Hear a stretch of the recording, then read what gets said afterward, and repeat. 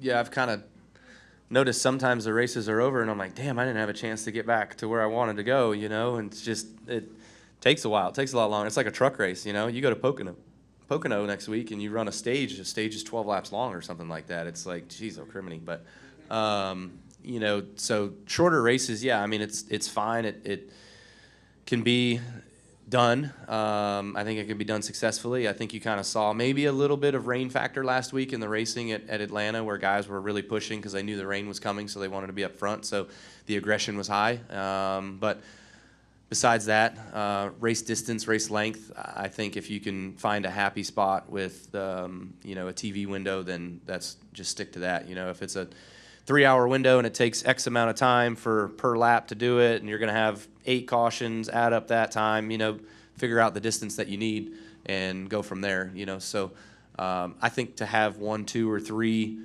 maybe 4 crown jewels that have always been long-distance races is cool. Daytona 500, Coke 600, probably Darlington 500, you know what I mean? So those, I would say, keep those going the way they are, and maybe some of the others can be short. Yeah. We'll go right here in the back. Matthew Ernst with Northeast Sports News. Kyle, can you just talk about Lee last night in the pro stock race and the fan base over there? Yeah, ran some late models last night over at Lee Speedway. That was a lot of fun. So I really appreciate Tom Keene and Archie and all the guys that were able to put together that car for me to be able to come out, work on it, and have some fun. So first time I've been in a super late model since I think 2019 Snowball Derby. So it's been a long time. I've got rid of all my stuff, so I don't really do that much anymore.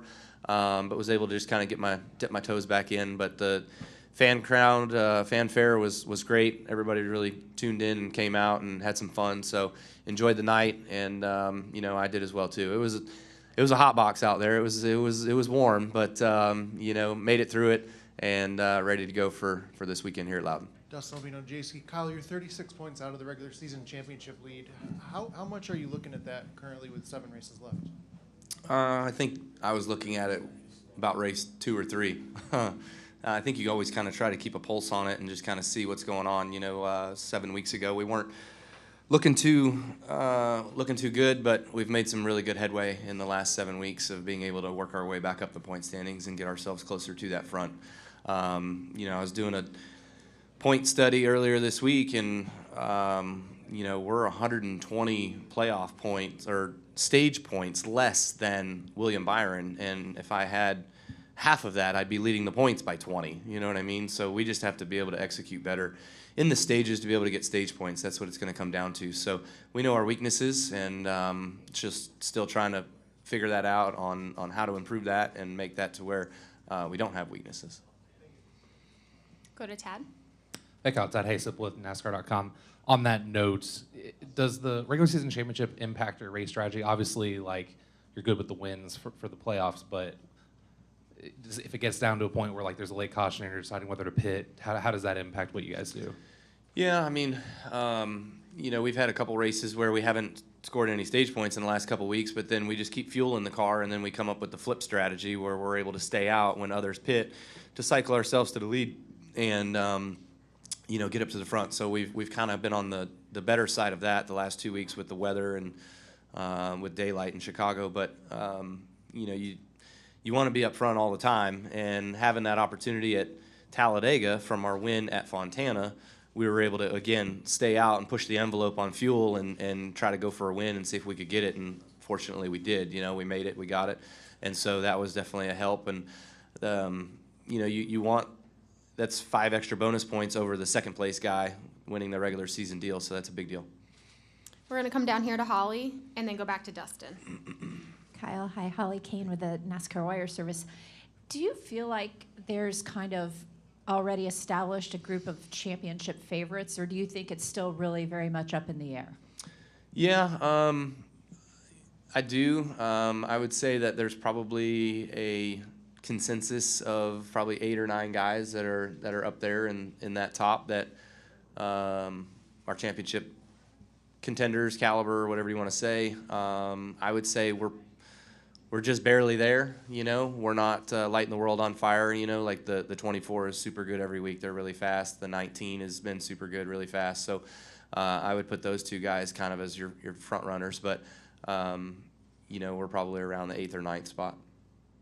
We're going to go to Dustin, then to Bob, and then to Mark. Dustin Long, NBC Sports. Kyle, you've talked about the struggles on some of the shorter tracks this year and trying to get better there.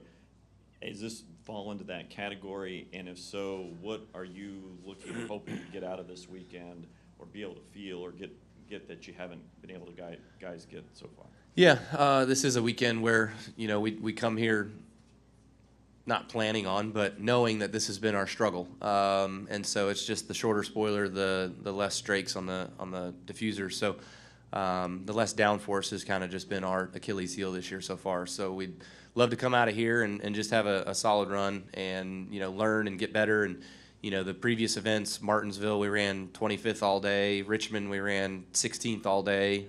Phoenix, we ran 10th, 11th all day. So we just need to make some gains on that and get ourselves more closer to the front with some of our other Chevrolet key partner guys that they're doing it. So no reason why we shouldn't do it. And does a new tire here, how much does that throw the equation? Because like I say, you struggled at Richmond and Martinsville and Phoenix, but now this is a different tire. Does that change things? And how much if you learn something, can you turn around and carry over to Richmond in 2 weeks? Yeah. I would say that this tire being a little bit different is probably not that big a deal. Just hearing what Christopher Bell's comments were on it from when they were here doing the tire test, it doesn't seem like it's drastically different. So I don't think that's going to play a factor as big as maybe it once did earlier years. But yeah, learning something here, getting better here, just showing progress here will definitely translate over to Richmond. It'll give you a good sense of like, okay, we ran, more nose weight. We ran more right rear spring. We ran softer left front, like whatever it is, And so those things you can then just kind of pick your setup from what you had there in the spring and base some adjustments from what you learned this week to there. We're going to go to Bob, then Mark, then Claire. Bob Hockers, Fox Sports. I know last year you said when you're going through this stuff that you try to put things kind of behind you during a race weekend and blinders and everything, but now that you don't have to worry about like future, when you look back to this year or look this year versus last year, is it much different as far as just how you feel at the racetrack? Yeah, I mean, I would say having job security is always a great thing, right? So anytime you're not sure what's going on, you're always thinking about that as well as thinking about working on how to make yourself be better and your car go faster and everything like that. So, only having one of those things to think about or work on gives you double the amount of time to be able to focus on that. So, it's nice to just, be a little bit more chill, right? We'll go to Mark and then to Claire. Mark Garrow, PRN. Just looking ahead to next week, you've won 3 of the last 8 at Pocono. Why do you seem to be so tuned in to that track, and do you enjoy the challenge of, a track that just can't be perfect all the way around? Yeah. Well, none of us are perfect all the way around. So, the Pocono thing really started about 2014.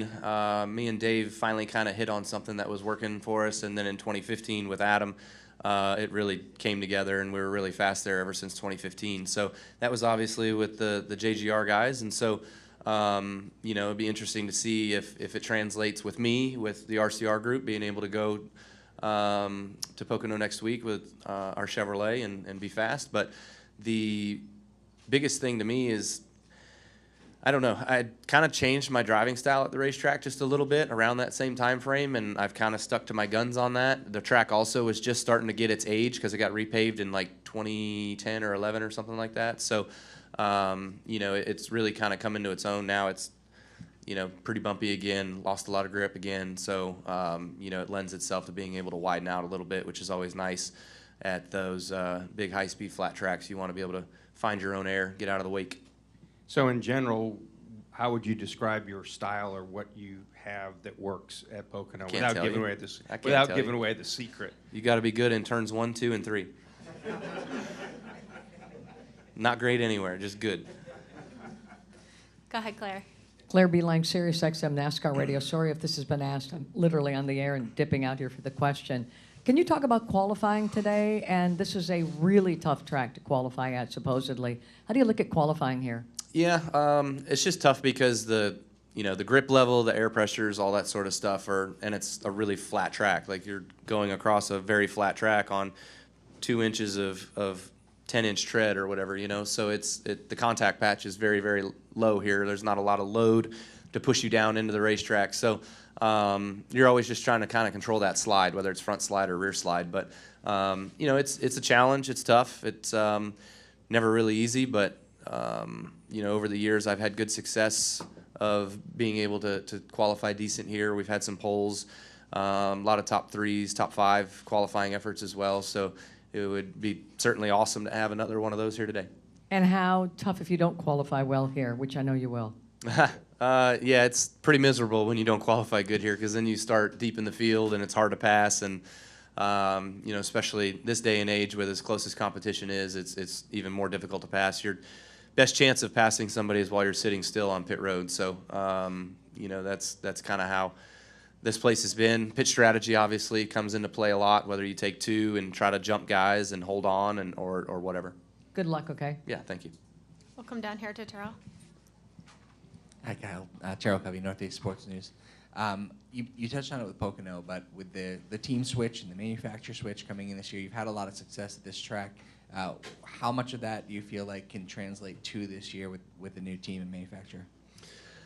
Yeah, just concept ideas, things that I've remembered and know from the past, and being able to do it over again and try to explain that through to the new group with Randall and the guys. But really, they've had a good sense of stuff that's been really good. So we've been working off of their stuff, my stuff, all of it, and trying to find a good happy medium of where we're able to make the most effort, make the most speed. So all that has been working really well.